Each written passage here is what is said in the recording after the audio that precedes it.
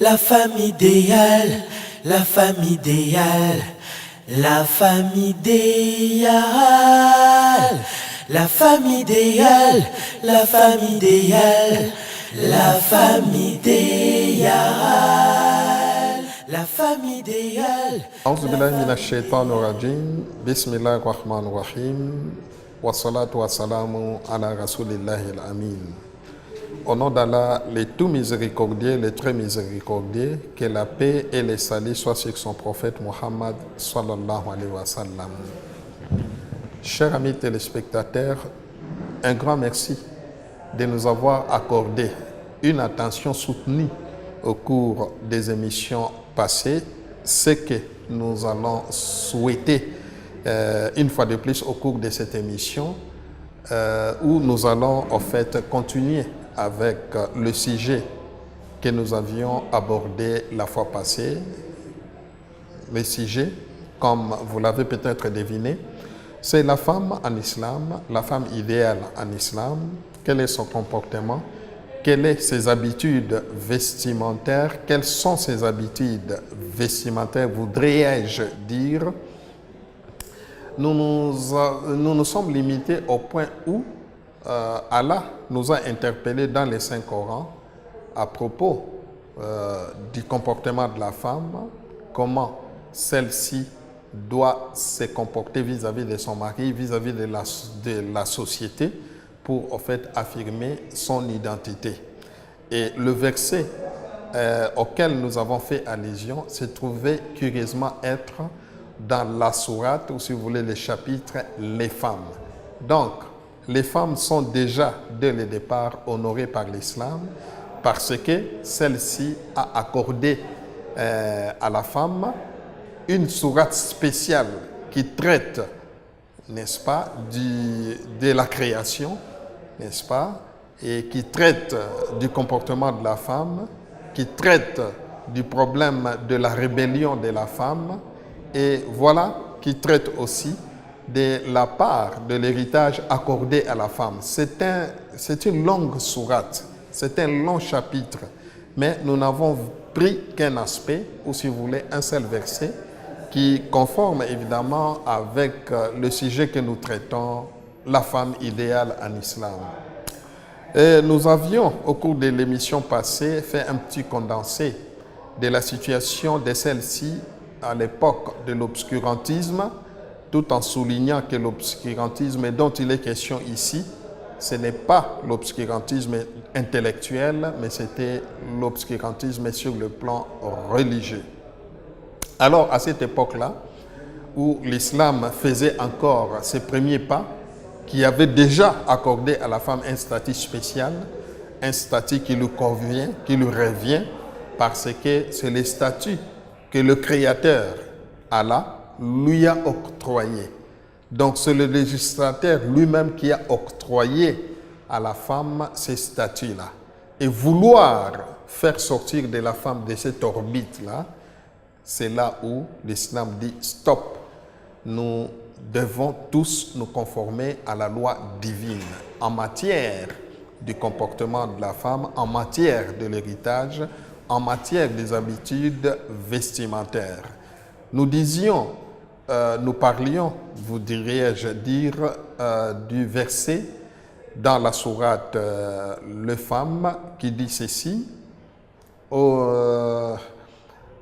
Ar-rijalu qawwamuna ala nisa, n'est-ce pas? Les hommes ont le degré de supériorité. Cette supériorité, ce n'est pas sur tous les plans, ce n'est pas une supériorité absolue.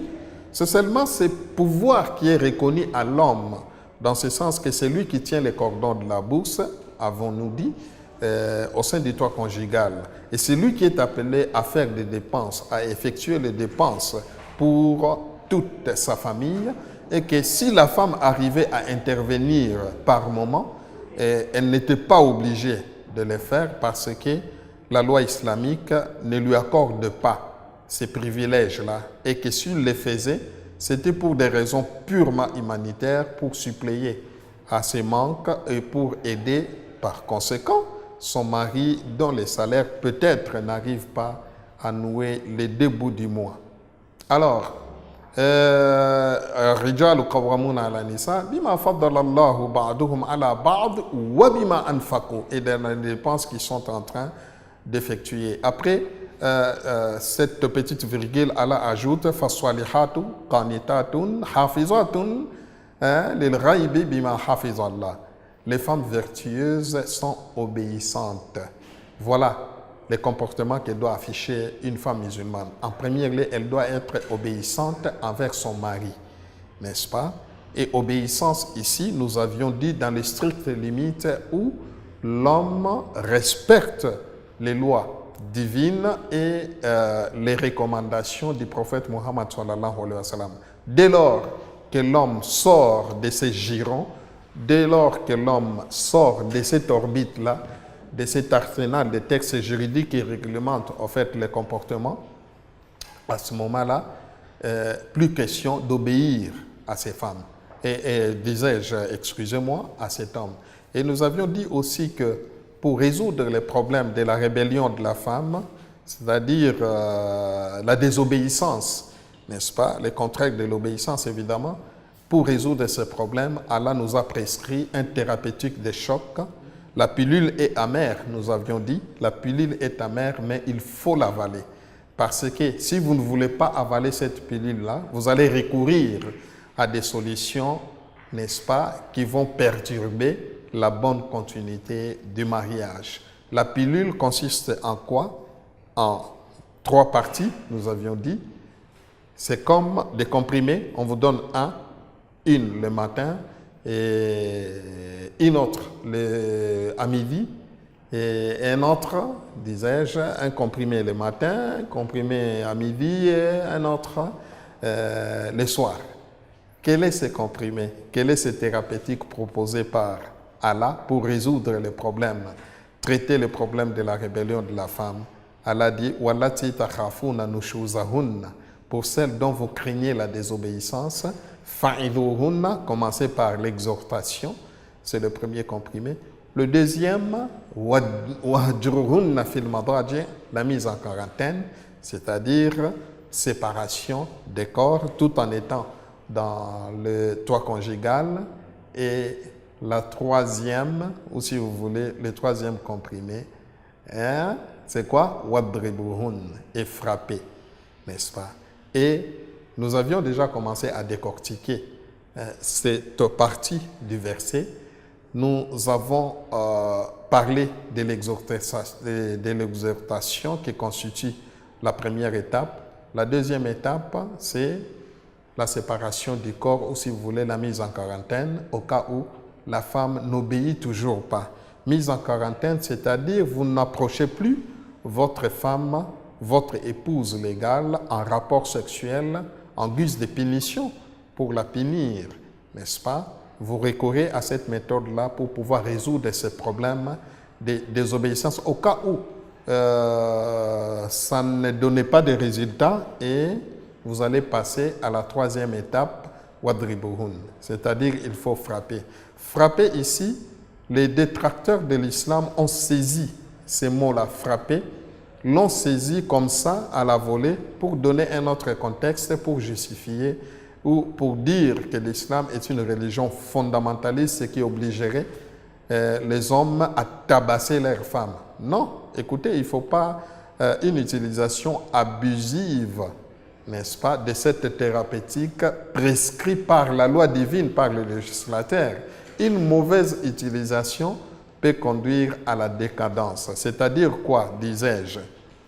Il ne faut pas soutirer ces mots-là hors de son contexte pour justifier, n'est-ce pas, le comportement que peut afficher l'homme de tabasser sa femme, n'est-ce pas? Vous serez rattrapé. Et dans ce cas-là, l'islam octroie ou donne l'autorisation à la femme d'interpeller le droit pénal. D'interpeller le droit pénal pour exiger des réparations de préjudices, évidemment, s'il y a des préjudices, ce que nous avions appelé l'autre fois le droit pénal conjugal, c'est-à-dire le droit de correction maritale. Au nom de ces pouvoirs-là, qui est donné à l'homme, qui est reconnu à l'homme, parce que c'est lui qui gère, c'est lui qui tient les cordons de la bourse, ce pouvoir lui est reconnu. Mais d'autre part, on dit qu'il n'y a pas d'autorité sans sanction, n'est-ce pas? Donc, cette autorité-là, ce pouvoir-là, doit passer par la sanction, n'est-ce pas? Doit sanctionner à certains moments si les circonstances l'exigent. Et la sanction doit être modérée. Parce qu'il y a toujours, n'est-ce pas, des petites mésententes comme ça qui arrivent toujours à trouver des solutions. Mais si vous arrivez à frapper, soyez modéré, n'est-ce pas? Frappez à titre symbolique pour corriger, n'est-ce pas? Vous n'allez pas laisser votre épouse avec des lésions corporelles partout dans le corps, méconnaissables, n'est-ce pas? Et dans ce cas-là, vous serez interpellé par les droits pénals domestiques, donc les droits reconnus à l'épouse de pouvoir exiger des réparations auprès du juge, évidemment, si le litige est porté au tribunal. Et voilà, c'était là le problème, comment on peut corriger la rébellion de la femme. Fasalihatu qanitatun hafizatun, et une autre qualité que doit afficher la femme, hafizatun, elle doit protéger les secrets. La femme ne doit pas divulguer les secrets du toit conjugal, n'est-ce pas? Et surtout les secrets du lit. Il est strictement interdit, et Allah a proféré des menaces par le truchement de son prophète Muhammad sallallahu alayhi wa sallam, qui dit: Allah maudit tout celui qui, après avoir eu des rapports avec son épouse légale, va crier à tout le monde les défauts qu'il a remarqués dans le corps de cette épouse-là. Il est strictement interdit de divulguer le secret conjugal ou le secret du lit. Alors, la femme musulmane doit se distinguer par cette confiance-là. Elle ne doit pas divulguer le secret, n'est-ce pas? Quand on interdit de diffuser le secret du lit, c'est-à-dire les deux sont concernés, et l'époux et l'épouse. La femme ne doit pas divulguer, l'homme aussi, il est tenu par cette prescription-là. Il ne doit pas divulguer, et la femme doit protéger les secrets de son mari, doit protéger le secret du toit conjugal. Si il arrivait qu'il y ait une mésentente au sein de la famille, au sein du toit conjugal, et le litige doit rester secret, il ne doit pas être divulgué. Donc une bonne femme, une femme vertueuse, obéissante, c'est celle-là qui conserve les secrets de son mari. Il nous est rapporté dans les textes des exégètes qui ont commenté en fait le verset qui traite, qui parle du secret de la femme au sein du toit conjugal. On nous dit dans les exégètes que la cause de la révélation du verset où Allah interpelle son messager en disant: Ya ayyuhan nabi, lima tuharrimu ma ahallallahu laka tabtari mardata azwajik, n'est-ce pas? Ô prophète, pourquoi tu t'interdis ce que Allah t'a rendu licite, n'est-ce pas? Tout cela, en observant cette interdiction, c'est pour satisfaire, n'est-ce pas, les désirs de tes femmes ou de tes épouses, n'est-ce pas? Donc, il nous est dit que l'une des femmes, l'une des épouses, la mère des croyantes, en la personne de la fille de Omar bin Khattab, aurait divulgué les secrets du toit conjugal, et par conséquent, Allah a informé à son prophète ce que son épouse avait divulgué, n'est-ce pas?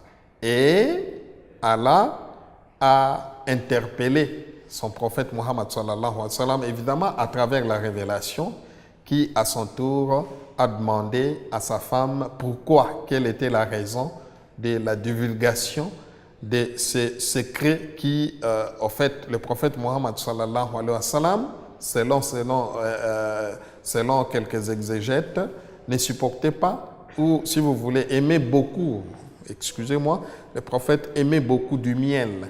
Alors que lorsqu'il prenait du miel, l'une de ses épouses n'acceptait pas cette odeur-là. Alors pour satisfaire son épouse, il s'est interdit, n'est-ce pas, de consommer du miel, alors que le miel n'est pas illicite, c'est vraiment licite.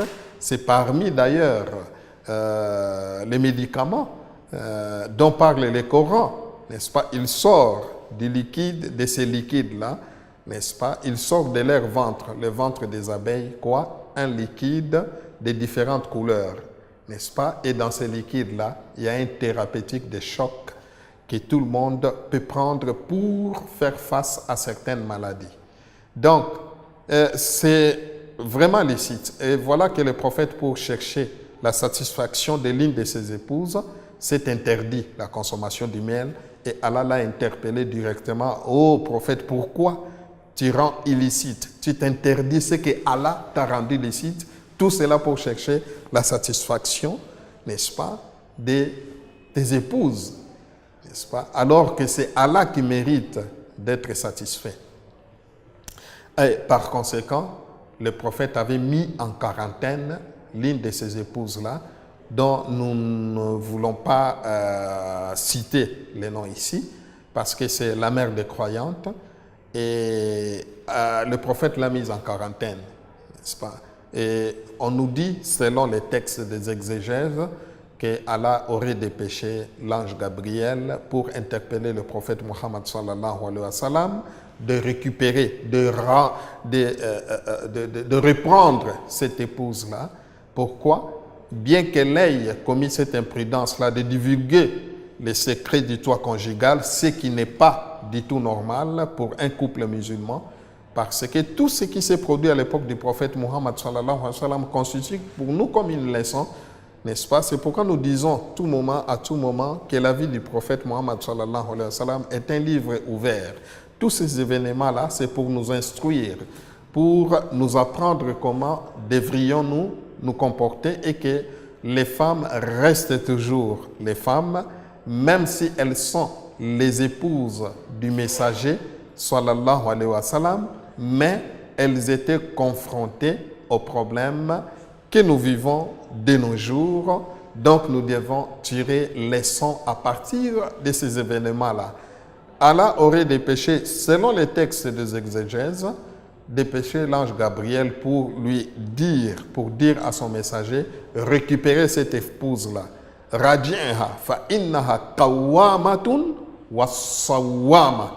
N'est-ce pas? Récupère cette épouse-là parce que elle a des qualités et elle a aussi des défauts, n'est-ce pas? Et elle a des qualités que vous ne trouverez peut-être pas dans le chef de certaines musulmanes. On ne dit pas qu'elle faisait exception, mais ce sont des qualités très rares. Quelles sont ces deux qualités citées par l'ange Gabriel? Fa innaha sawwamatun wa qawwama. N'est-ce pas? Elle observe beaucoup les gènes. Elle gêne beaucoup ton épouse là qui a divulgué les secrets. Malgré ses défauts-là, mais elle a des qualités. Parmi ces qualités, elle gêne beaucoup. Mes chers amis, c'est vraiment une grâce divine que d'avoir comme épouse, n'est-ce pas, une musulmane qui a l'habitude de jeûner beaucoup, qui n'attend pas seulement le jeûne du mois de Ramadan pour pouvoir se mettre, pour jeûner ensemble avec toute la communauté musulmane, n'est-ce pas? Donc l'une de ces qualités, parce que celle qui jeûne beaucoup, le jeûne apprend, n'est-ce pas, aux jeûneurs quoi? La patience, n'est-ce pas, l'endurance, n'est-ce pas, la fermeté aussi dans la prise de décision. Donc, c'était une qualité pas des moindres. Une autre qualité citée par l'ange Gabriel, Qawwamatun, n'est-ce pas, elle est assidue dans la prière de la nuit, c'est-à-dire elle observe beaucoup de prières surrogatoires la nuit, des prières facultatives que nous avons l'habitude d'appeler communément Sunna, ou les qiyam al-layl, c'est-à-dire la prière de la nuit, qui n'est pas obligatoire. Mais voilà que cette femme-là, malgré les défauts d'être imprudente, de divulguer les secrets, mais elle avait cette qualité-là aussi de beaucoup prier la nuit. Mes chers amis ou mes chers frères en islam, si vous avez une épouse qui a ces deux qualités-là, veuillez supporter pour les autres défauts, n'est-ce pas? Peut-être Allah va vous accorder la grâce de continuer dans la vie conjugale. Donc, c'était là une autre qualité aussi citée dans ces versets qui consiste à être, n'est-ce pas, discrète. Donc la musulmane ne doit pas divulguer les secrets du toit conjugal parce que Allah dit Hafizatun lil ghaibi bima hafizallah, n'est-ce pas? Elle protège ce que Allah a protégé. Et surtout en absence de leurs époux. Et c'est là où la situation devient très très délicate. Elle peut peut-être garder les secrets en présence de son mari. Mais une fois le mari tourné les dos, et voilà qu'elle se met à divulguer. Si le mari fait un petit déplacement et la femme se met à divulguer les secrets, ce n'est pas une très bonne qualité. La femme musulmane idéale doit être discrète. Elle ne doit pas divulguer les secrets. Ça, ce n'était que les qualités énumérées dans ce verset très long, d'ailleurs, que nous avons entrecoupé pour nous permettre de mieux décortiquer notre sujet et de ne prendre que ce qui nous concerne. Sinon, si nous nous mettons à analyser l'exégèse de tous ces versets dans son intégralité, ça nous prendrait beaucoup de temps. Or, on nous fait déjà signe que nous avons dépassé de quelques minutes le temps qui nous est imparti. Sur ce, nous présentons déjà nos excuses auprès de nos techniciens et de nous accorder, de nous faire allégeance, de nous faire, comment dirais-je, de nous pardonner d'avoir dépassé de quelques minutes le temps.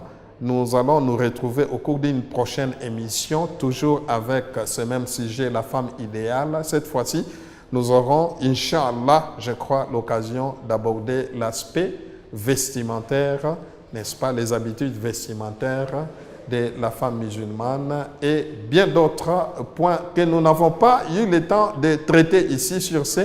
Nous vous souhaitons de bonnes conditions d'écoute en compagnie de votre télévision Lumière. Et sur ce, nous vous disons Assalamu alaikum wa rahmatullahi wa barakatuh. La femme idéale, la femme idéale, la femme idéale, la femme idéale, la femme idéale, la femme idéale, la femme idéale, la femme idéale.